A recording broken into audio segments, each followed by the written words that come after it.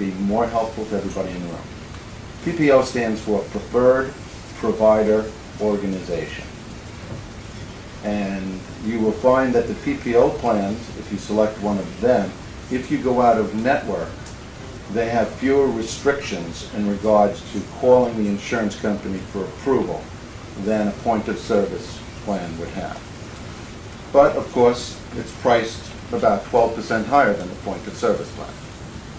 If you really understand the plans excellently, and you go and get yourself a point of service plan, and you get yourself a good primary care physician, there's no real reason to go for the extra 12% for the PPO plan, as long as you learn to use plans internally with their networks correctly.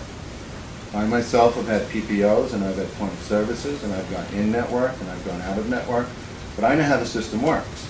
So I know how to use the point of service without it being an intrusion on my health care. Yes? So basically, if you have a primary care physician within this PPO plan, will the primary care physician... In a PPO plan, there is no primary care physician. But you cannot get one through that? Yes. You need one. Sure. Right, exactly. You need one. So if you need one, you get one. You look in the book under the general physician, or internist, or cardiologist. Do they have to recommend inside the network? In other words, if they're going to offer assistance to somebody else, if you have a primary physician who's taking care of a lot of medical problems that you're having, would they only recommend the doctor within the... Well, they all have their friends. That's what I'm saying. But they have to be involved. once again, if you select a good primary care physician, and my suggestion there would be to look at the hospitals that he's affiliated with, because you have better hospitals than others. So if this doctor is affiliated with, let's say, Beth Israel North, you'll probably get specialists who are also affiliated with Beth Israel North. So you could probably feel pretty safe that the physicians in that are a little bit credentialed better than some other.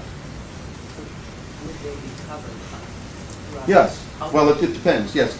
If you open up the book under a PPO plan, where that's where there's no primary care physician, all you would have to do is pay the doctor's copay to each one of those people. Okay.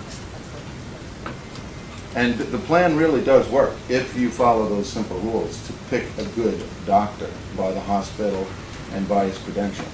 You know, one of the things I always like to say is it's amazing.